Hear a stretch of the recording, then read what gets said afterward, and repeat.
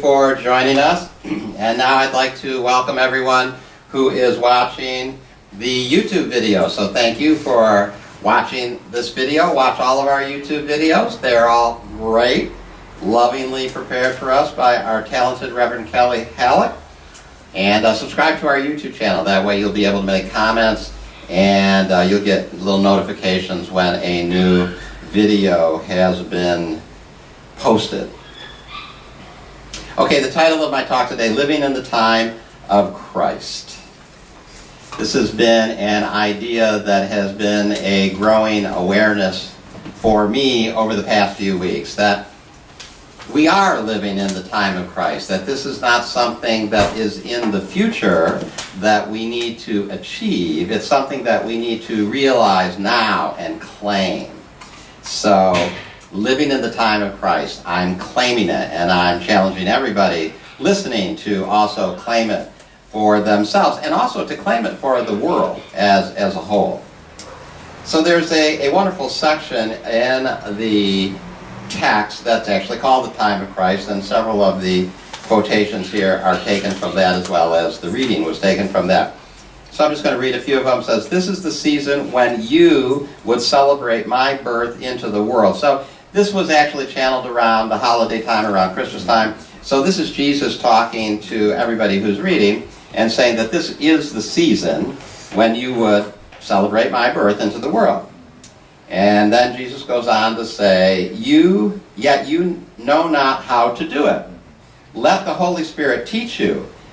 And then this is the interesting part, I think. He goes, and let me celebrate your birth through him.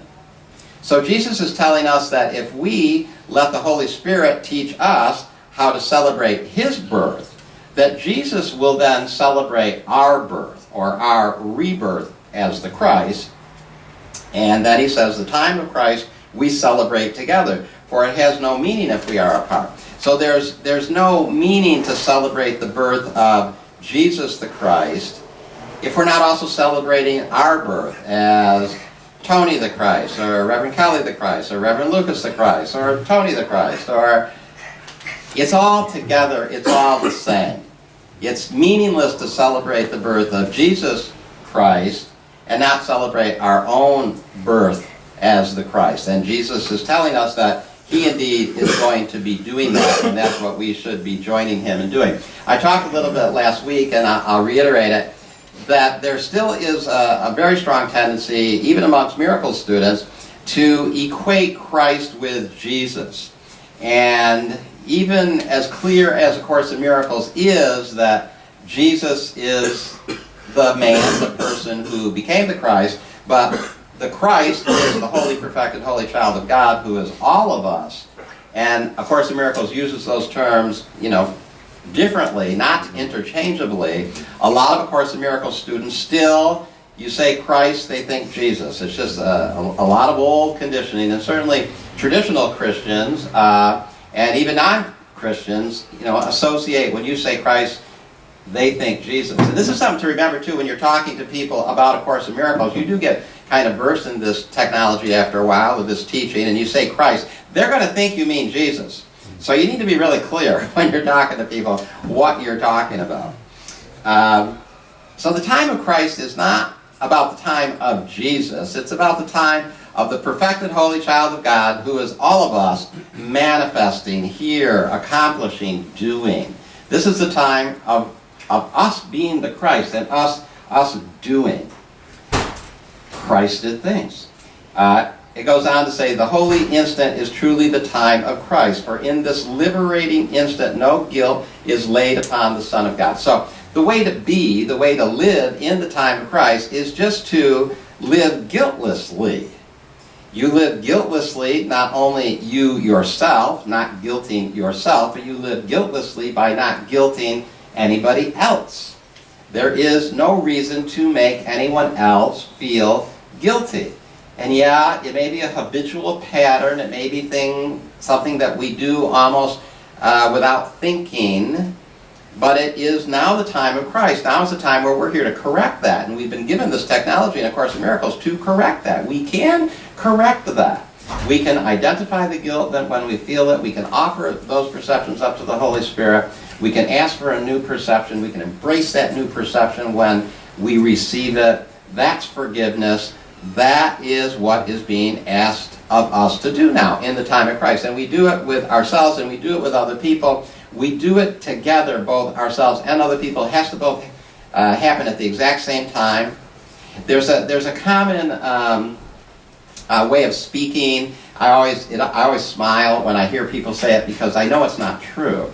And people say, I have no trouble forgiving other people. It's myself that I have trouble forgiving. That's not true. If you have trouble forgiving yourself, believe me, you have trouble forgiving other people too.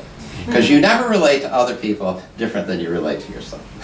You relate to yourself just like you relate to other people. You relate to other people just like you relate to yourself. If you notice that you have difficulty forgiving yourself, believe me, you have difficulty forgiving other people too.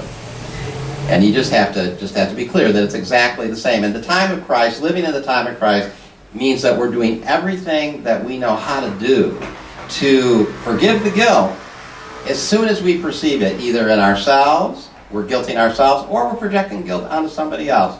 They're happening all the time. But we have a technology now. We have A Course in Miracles. We've been taught true forgiveness. We know how to offer that guilt up and let it go. And that is living in the time of Christ. That's what living in the time of Christ means. We've learned that.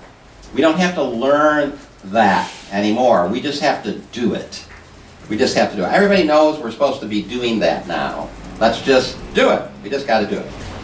Another quote that was read by Reverend Lucas, it says, "The time of Christ is the time appointed for the gift of freedom offered to everyone. And by your acceptance of it, you have offered it to everyone." So again, tying that, it's all related. It's how we're dealing with ourselves, but it's also how we're dealing with everyone, every other person, every other holy child of God. And yes, even our politicians are holy children of God. So we have to not guilt them. Even the shooter in Las Vegas is a holy child of God. We have to not project guilt. That doesn't mean we have to say that what they did is right, but we just have to know that our attack thoughts about it, our guilt projection, is never going to help anybody, and it's actually just our own attack upon ourselves. And it's not the gift of freedom that we're being called upon to offer to everybody. And one more quote from the reading, and it says, "It is in your power to make this season holy, for it is in your power to make the time of Christ be now." It is within your power to make the time of Christ be now. And people read this, and I probably read it for many years too, thinking that, oh, there will come a time in the future when I will be able to make the time of Christ now. No, now. It's like it means now. It doesn't mean sometime in the future. We've learned what we've needed to learn, and it's in our power to make the time of Christ be now, to make it right now, not off in the future after we've learned more or healed more. That's why I was talking last week about the time of learning being over. We've learned enough. There will still be a submersion in the teaching to reinforce and to strengthen, but not as much to learn something new, as much just to keep it in our mind so that we can practice, so that we can be the Christ now. I'm sure Jesus, even in the days of his ministry, went off and prayed and studied with the disciples and, with the apostles and by himself probably at times, just to keep in the flow, just to keep in the energy. He wasn't learning anything new. He was just being the Christ itself, who he knew that he was, but he was keeping it alive and real and current. And that's what we all need to do too. And that's why we're all here. We're all here today at this gathering, either in person or digitally, because we're submerging ourselves in the milieu of that Christed energy so that we can reinforce it, so that we can really live in the time of Christ and do all that we need to do as the Christed selves that we are. I have been studying another teaching called The Course of Love, and I've been studying that now for almost a year and a half, I believe. And that teaching also talks about the time of Christ. And this is something that we read just last week in A Course of Love. This was in the 7th chapter of the 4th treatise. It says, "That you are living in the time of Christ does not mean that you will automatically realize Christ consciousness. During the time of Christ, your understanding of yourself and God cannot help but grow through direct and observable means now available.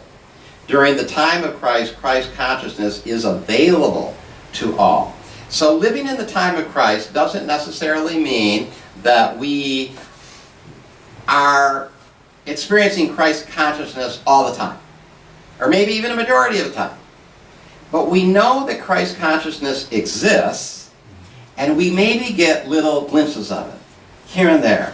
A little flash of brilliance, a little flash of truth, a little flash of light, a little flash of the perfection just sneaks into our minds. And we just know it. And those are the indications that we are living in the time of Christ. And that's all that is really needed, actually. That's all that we probably can expect. You know, I talked a few months ago. Actually, I looked it up. I couldn't remember exactly when it was, but it was in January. It was actually the first talk that I gave here at the new location on January 8th. The name of that talk was Why We Gather on Sundays, and it's a great YouTube video, wonderfully prepared by Reverend Kelly, and you can all watch it. But in that video, I talked about a teaching that I had read many, many years ago called The Crack in the Cosmic Egg. And that was a pretty profound teaching. And what I remember about that teaching, I'll reiterate just a little bit of it, was that the author was postulating that we live like in this egg, like in this bubble. And we're in the inside, and what we're looking out is like the inside of the shell, and it's a mirror. And so all we really see is a reflection of ourselves back. Wherever we look, we just see a reflection of ourselves back in the interior of the cosmic egg that we live in. Except that we can't really keep that egg together, that eggshell together. It just takes too much effort, too much work. It's not the truth, and there's cracks in it. There's just little cracks in it, and we spend lifetimes pretending that we don't see the cracks. But as we begin to awaken, we just don't expend that energy anymore. And the cracks start showing up. We start seeing the cracks in the cosmic egg. And what the author, Joseph Chilton Pierce, I believe was his name, what the author said is we need to start really looking for those cracks. And when we see them, we need to embrace it and strengthen and give it energy, because we want that crack. That's what we want. And that's what will show us that we are living in the time of Christ. And I actually think that's why, as I said in January, that's why we gather on Sundays. And that's why we're here today, in whatever form that we are here, is because we feel a little of the reality beyond the mirror when we join together like this. And so we're seeking it out, and we're strengthening it, and we're acknowledging it. There's just something larger than just the reflection in the mirror is true, and we feel it when we gather together in gatherings like this. So I say that this gathering is indeed, in and of itself, a crack in the cosmic egg, and it's a good thing. It's a good thing that we gather, and it's a good thing that we all find as many ways to see this and be within those cracks. And as the great Leonard Cohen, who passed away recently, said in his song Anthem, there's a crack in everything. That's how the light gets in. So everything has a crack. Everything has those flaws, because the thought system that we're trying to create this cosmic egg with is inherently flawed. It can't really work. It's based on a lie, and the cracks are inherent in it. Stop trying to plaster them over. And for me, it really also means just to be aware of where I put my energy and what I choose to focus my attention and my energy on. And I still make a lot of mistakes. You know, I still end up focusing it on the wrong thing. Like Friday night, when I got sucked into the hype and went to see the new Blade Runner film.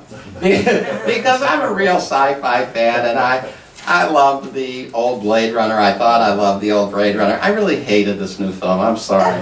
I really, it is just, for one, it's incredibly long and boring, but also it's just another, dystopia world, a future dystopia. It's dark, it's evil, and it's, it's violent, and it's just like, and I was just, I watched the movie, and I'll appreciate whatever I appreciate about it, but had to do it again, probably wouldn't do it again. I don't need to see any more movies about the dystopian future, okay? I don't believe in that. The truth is, I don't believe in that. I believe in a utopian future. I believe in greater and greater healing, greater and greater oneness. Why would I want to put all those wonderfully creative visual images in my mind? I just don't anymore. Also earlier this year, I gave a talk called The Top 1%, which again is a video you could all watch. And what I postulated in that talk is a lot of people study things like what we study, A Course in Miracles, because they're trying to get themselves to the top 1% of what they see in the world. If I study A Course in Miracles, I will learn these skills, and I'll be able to be like cream. I'll rise to the top. But that top 1%, that's still the reflection on the inside of the egg. That just means that you want to be better than other people that you see, and that's not really what this teaching is about. This teaching is about the light that's on the other side of the egg. It's not about rising to the top 1%. It's about an entirely different reality altogether. So really challenge those ideas. Challenge the idea that you have that studying things like A Course in Miracles are going to help you just rise to the top. You don't want to rise to the top. You want to shatter that egg altogether and exist in the expansiveness of something totally new. I was having a discussion on a Facebook group, and a Facebook A Course in Miracles group, and this really good Course in Miracles student was talking about how we, shouldn't be identified with the body, because he goes, let's face it, all the bodies are going to get old and going to, die, and we certainly don't want to associate with the body. They're all going to get sick, and they'll have diseases that will kill them, or they'll get shot in a hail of bullets in Las Vegas. Something will happen to that body. And I challenged him on that. I go, that's just the way it appears. That's the image on the inside of the egg. And it only appears that way because of thoughts we're all having. And we're not here just to reinforce those thoughts. When A Course in Miracles is teaching us that we're not the body, it's not so that we can just let all that happen and identify with something else. It's really so that we can create an entirely new experience of life that's just different, that's outside the reflection. It's about something entirely different. It's about the creation of the new, as that's what A Course of Love talks about. It's about creation of something new, not about just rising to the top 1%. If I study A Course in Miracles, I'll get to live healthy as I get older, instead of all the infirmaries and frailties that bodies frequently get. Maybe it's about something more than that, though. I really believe it's about something more than that. In the time of Christ, I think we devote ourselves to healing. We devote ourselves to healing the mind. And that's one of the reasons why I've gotten so excited in promoting the healing team that we're doing. We have 29 members of the healing team right now. Really grateful. 11 new CMC supporting members. And I've been talking about it to a lot of people and just really enjoying participating and talking about it. For one, I just enjoy participating because that's what we do in the time of Christ. We devote all the energy that we have towards healing ourselves, healing our brothers and sisters in whatever way presents itself to us. When Jesus had his ministry and some leper touched him or some blind person was in front of him, He didn't just look at that person and say, oh, it's all an illusion, dear. Don't bother me. I'm just not seeing your infirmary.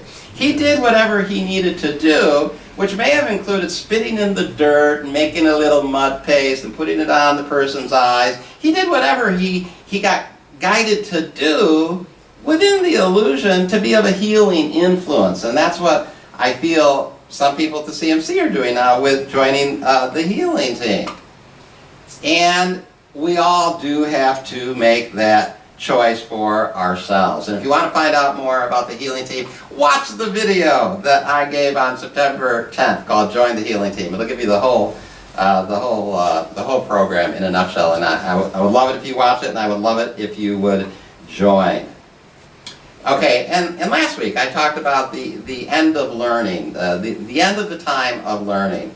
So I mentioned this a little bit earlier, that it's really time for us to just sort of start feeling comfortable, I believe, with that idea. That doesn't mean we stop reading spiritual literature.